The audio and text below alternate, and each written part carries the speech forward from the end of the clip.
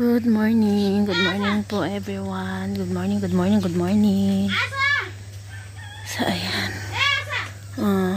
Ito na yung morning natin. So, pang 3 days na ito na ganito na makapal, medyo makapal na yung fog. At saka malamig na talaga. Ayan o. Kapon nag-start yung ramdam mo yung lamig. Tapos ngayon mas lumala yung tumaas yung lamig ba. Tapos pakita ko sa inyo yung aking tanglad. Ayan o guys o. Kinain lang naman ng, ewan ko kung sinong kumain. Ito yung, nung pumunta kami sa ospital ni Arin. Kalipay. Ayan, ha. Nung pumunta kami ni, ay, hindi ba? Nung kailan yung umalis kami, ako lang ba yun? Ay, yung nagpunta kami sa city yung kukuha sana ng pera ng purpose ni Arin. Pag uwi namin, ganito na yung tanglad. Wala na. Tapos yung marigold guys, yung dulo-dulo, dahil may napansin ako dati na sobrang taas ng aking marigold. Sana pinutulan ko. Kaya yung dulo-dulo pinutol ko, yan tinanim ko naman dyan na yun. Nabuhay naman siya. Pero yung dito yung talagang nabuhay guys. Nagising ako kasi umaga nakipag akala ko kung sinong kaaway ng binan ko. May tao palang gustong kumuha sa hagdanan. Gustong kunin yung hagdanan kasi nahiram daw sila sa may-ari. Ito kasi hagdanan na ito, hindi naman ito sa amin. Sarang sa antito ng asawa ko. So na nagpaalam na daw sila doon na hiramin nila. So kunin lang daw dito sa amin. Ayaw ibigay ng binan ko guys. Kaya ang ginawa ko, habang nagsagutan sila doon sa may daanan na doon, ako nagmamadali akong tong isang hose na to. Ayan. So hindi na ako aakyat. So hindi naman bumalik na yung tao na gusto manghiram nito. Tapos ayan, tignan nyo dito. Ito talaga yung nabuhay. Hindi ko pa nabihisan na nadiligan. May ako na diniligan. Ngayon dito naman nabuhay naman siya. Ayan. Kasi yung marigold guys, mabilis lang magkaroon ng ugat.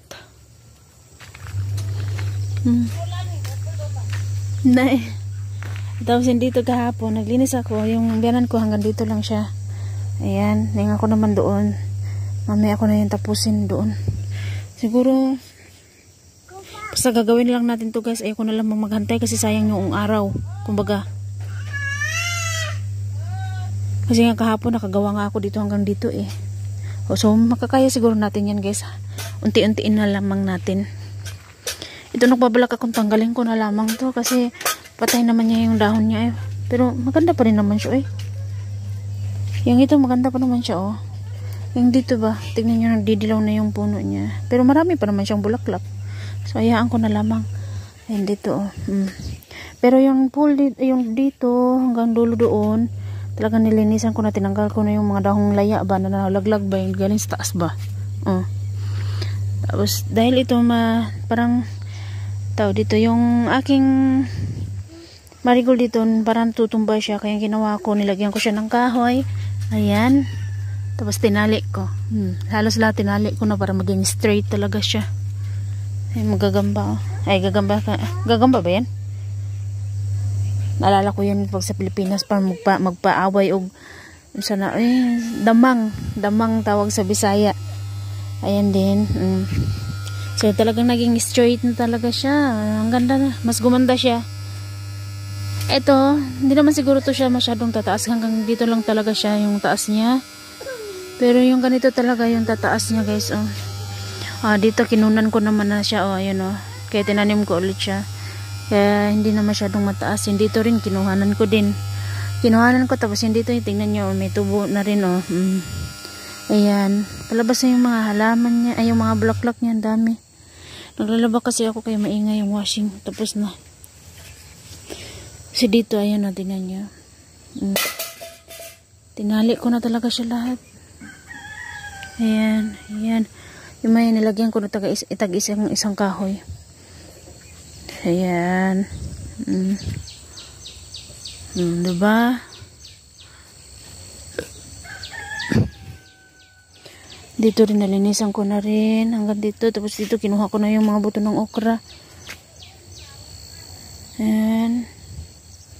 Tapos tignan nyo dito, ginawa kong harang. Parang nawala man ang isang kawayan. Dito. Ayan. Parang may aso siguro naglaro dito. Ewan ko, di ko alam. Kaya napadpad dito ulit ito.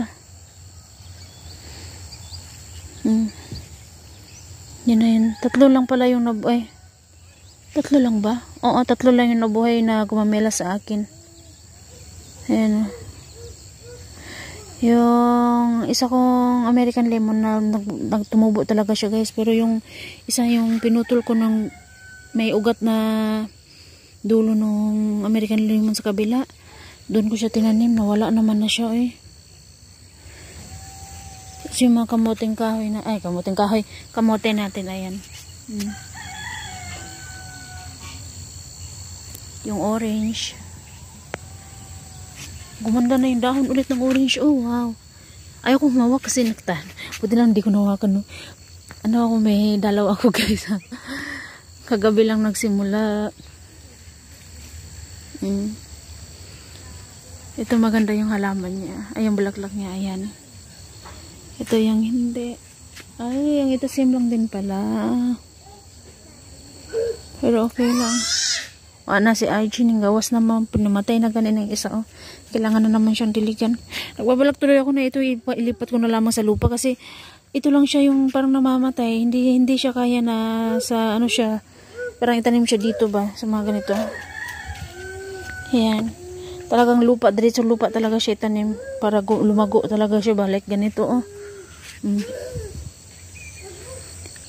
Ganda na.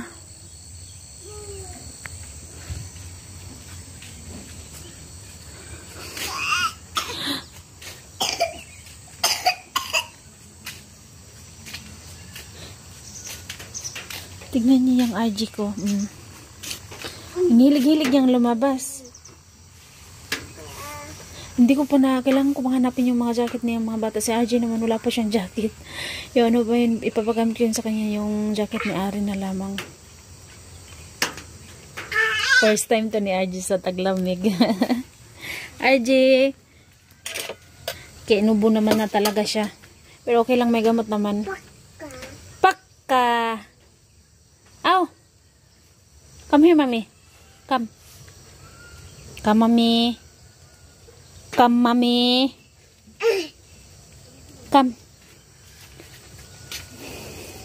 Kami lang muna dalawa nagising. Uy, bakit mo sinampal yung mukha mo, anak? No? Huwag mo sampalin yung mukha mo. Sinampal niya yung mukha niya. Yung pisngi niya, sinampal niya. Ayan. Gumanda na siya lalo dito.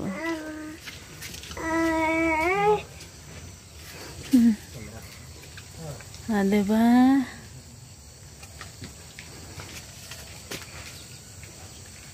Yung dito naman, yung parang rose, ayan o. Pagkatanghali, talagang bubulaklak talaga. Lalabas yung mga bulaklak niya. Kaya sabi naman ng aking panganay, habang naglilinis ako dito kahapon, napakaganda daw ng bulaklak dito kapag katanghali. Kasi nung pumunta kami sa city is, pag uwi niya galing sa school, is lumabas yung mga bulaklak niya ba. Kaya sinabi niya maganda daw.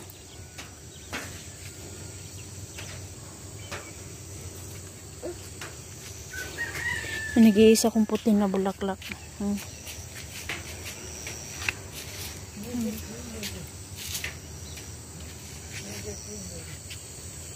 Ito hindi ko alam kung kailan kaya ito lalabas yung bulaklak niya. Mabango to. Mabango at maganda. Yung mga damo na to guys, mabilis lang pala siyang linisan. Basta lang nakafocus ka lang at saka yung ano, mabilis lang yung kamay mo. Mabilis ka lang matapos. Kaya ako kahapon medyo manahaba-haba din yung natapos ko. Ganda na. Yung mga tanglad ko rin, nagbabalak rin ako na itali ko rin yung sa pinakadulo niya para maging ano siya. Nag-itali yung dito niya ba. Pakalabong na kasi. So, andito na lang guys. Mamaya po ulit. Maraming salamat po sa inyong lahat. And please don't skip the ads po guys. Please, please, please, please, please. Andito na lang. Bye-bye po everyone. Thank you so much. Bye. Gararo na si tatay. Bye-bye po.